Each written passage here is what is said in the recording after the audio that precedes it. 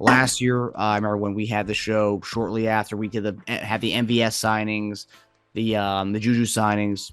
There was that big hoopla, Mahomes taking all the receivers down to Texas, having a good old time, doing some routes on air, working on a bunch of things, doing workouts. That was huge. This year, obviously, worked for us well last year. We won the Super Bowl back in Texas now. Mahomes is working with MVS. Video got released of Mahomes throwing I think, like a corner route to MVS. But also some other guys are there. Sky Moore, Justyn Ross, who you mentioned, is there. Jerrion Ealy's there. And Emar Smith-Marsette is also down there as well. Practice squad guy we signed at the end of the season to the active roster. And we signed him for a futures contract after the season. So I love the fact that this is becoming a every year routine. So I'm going to ask you, how happy are you that Mahomes is kind of continuing this Texas workouts with the receivers? And what do you say? What does it say to you about the hungriness or the hunger of the young fellas in that wide receiver room?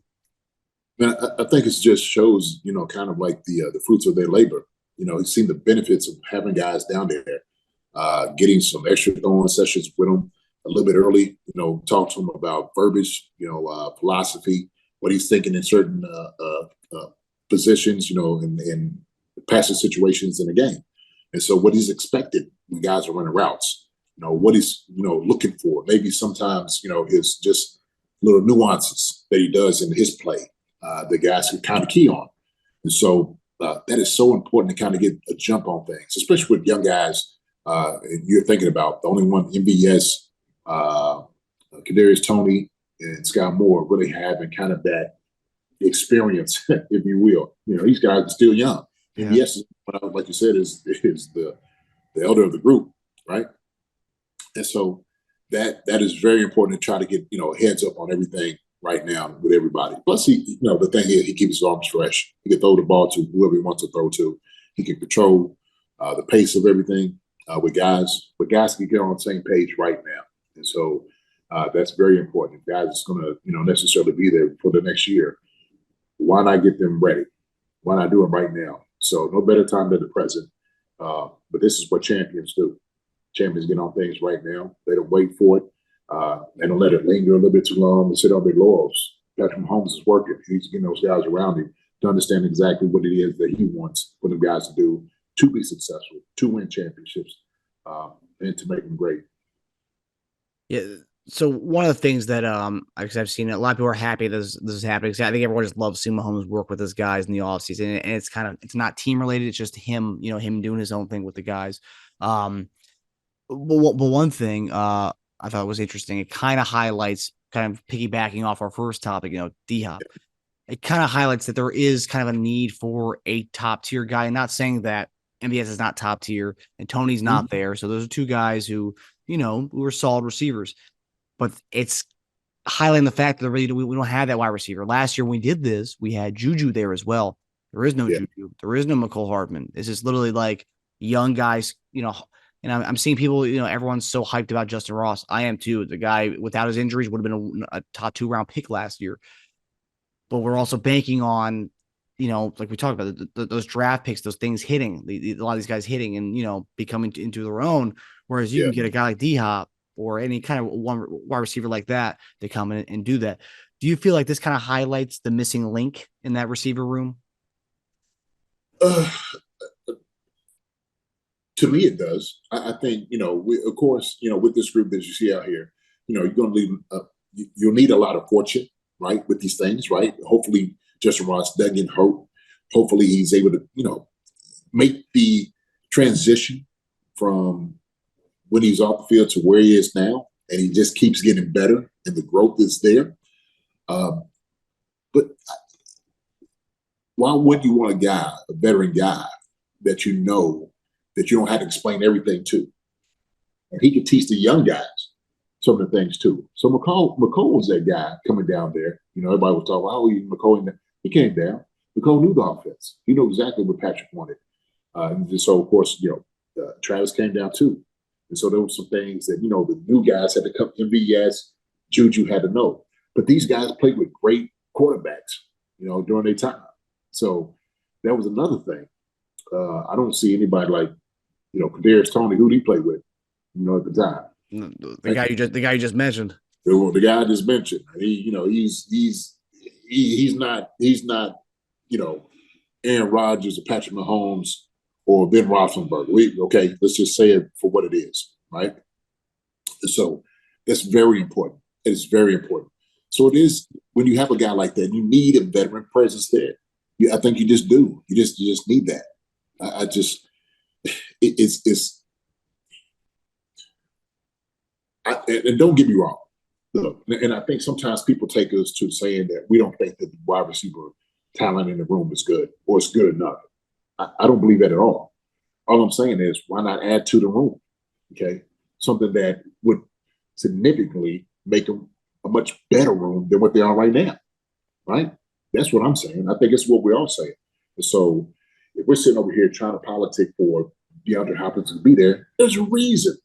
Why? Because he's a top tier wide receiver in the past 10 years. Matter of fact, he'll go down to one of the top of all time when you start talking about receivers. So let's just be honest here. Because sometimes I think people start forgetting who DeAndre Hopkins is. You know what I'm saying? Yeah. Because first thing when they start arguing, they argue the point, oh, well, he's 30 years old, 31 years old. DeAndre Hopkins is a dog out there. He is an absolute animal out there in the football field. Athletically, man, come on. One of the best. Catch radius, what he can go get, definitely at the top. So that's what I'm like, man, let's be honest here about conversation, right? We can sit there and we can talk all the reasons why we shouldn't get him. I don't want to spend money on this guy because he's old and it's like it. I want to go get him because he's DeAndre Hopkins. He's been DeAndre Hopkins, and I haven't seen DeAndre Hopkins slow down. Do I need to bring up again 9 games? I don't have it in front of me. 9 games, 69 catches or something like that. I don't know how many tubs. The man is phenomenal, and that's what he did last year in 9 games. Yeah, come on. So yeah, you need to stop with this madness trying to talk him down like he ain't who he is. Yeah. Well, I think what you and I have said before is that, like, we're not dogging the receiver room at all. We're not saying anything bad about it at all. We're saying we don't want to have to see Mahomes play hero ball with one leg in the playoffs, trying to make, what was the Casey Printer's line in Hard Knocks, making a chicken salad out of chicken shit. We don't want to have to see that in the AFC Championship game. We don't want to have to see that. Right. And not saying that we have a chicken shit. I'm just saying we don't want to have to see Mahomes. Let's make it kind of easier for him. And he learned to play last year without having a top tier receiver, but he did have 2 like middle tier guys. We don't really have that. We have MVS and a bunch of unproven guys. But that leads me to my other question, JD. So some people, last year when Hardman wasn't there for the initial videos where he was, working out with those receivers. Mm-hmm. Some people I've seen some people raising that question about why isn't Tony there? I'm sure he has a good reason for that, but could you see a reason why he's a guy who was traded mid-season. He only played a few games because he was hurt for much of the time when he came over to us. He's a guy who should probably be at these things to kind of get more of a rapport with Mahomes. What would you say? Yeah, well, we don't know what he's doing. We have no idea what he's doing. None whatsoever. He might have some other obligations he's not able to, to be there for. I'm sure he'll get there when he needs to. Everybody don't need to know what everybody's doing. It's done. Well, he ain't there. Why are you worried about it? He'll get there.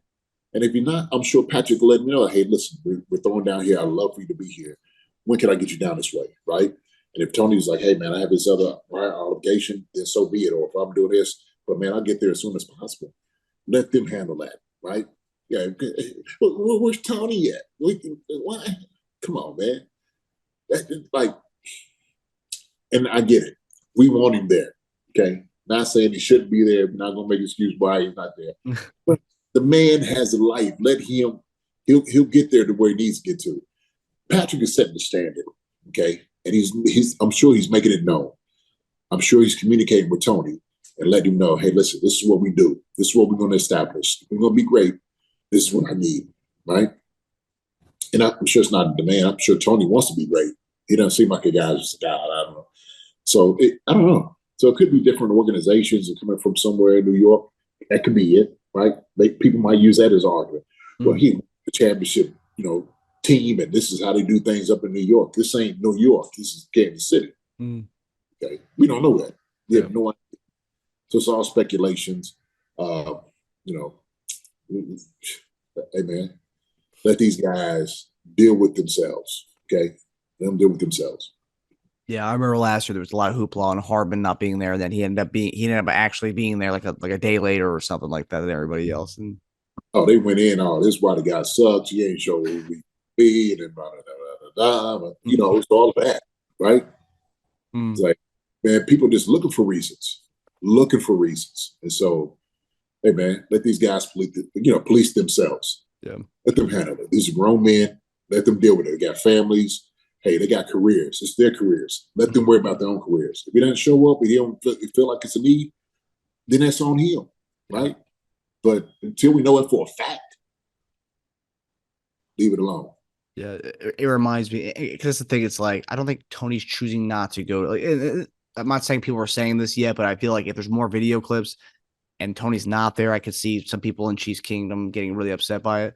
But I will say, it's like, why would Tony not want to be there? Think about it. It's like, for me, I remember when I was in high school, math was not my thing, but I remember some of my teachers would say, hey, like on Thursday, if you stay after school, you get like 30 bonus points if you stay after and just, watch a movie or something like that and do a little assignment sheet on it. Yeah, I'm staying after to do that 30 points. I want some bonus points. Tony wants to be the lead dog. I know we talk about getting D-Hop, but Tony wants to be the lead guy in Kansas City. Of course, Tony wants to be with Patrick, getting a rapport with him, becoming boys with him. I mean, of course he wants to be there. So are we getting pushback already for it, or is this a preemptive strike that we're doing right now? I saw a few comments of where's Tony? Like why isn't he there? Kind of thing. It wasn't like, but I could see it being a thing because I just don't have Chiefs Kingdom. Right. Yeah, like you said, man. Listen, hey, let him get the bonus points. Let him and Patrick deal with it. If it comes to it, ask him where he is and stuff like that. Hey, man, guys. Look, they communicate all the time. He's new to the team. And so just like MVS, Juju, and all those things, Patrick, he'll get all that situated. He'll get it all situated, okay? So have no fear. Do not fret, okay? Let Patrick Mahomes handle those guys. I'm sure he's going to do a great job. Let those guys handle and deal with Patrick Mahomes, okay? I have no questions about those guys in the room. We talked about how good of guys that's in the room.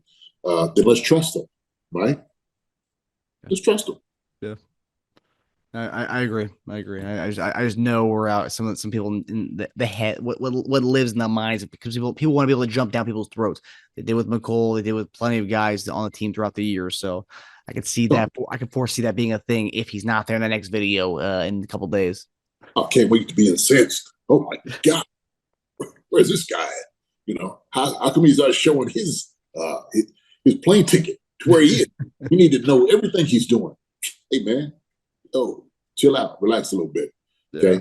Things are going to be all right. Them guys will get it together. They're professionals. So they'll be all right.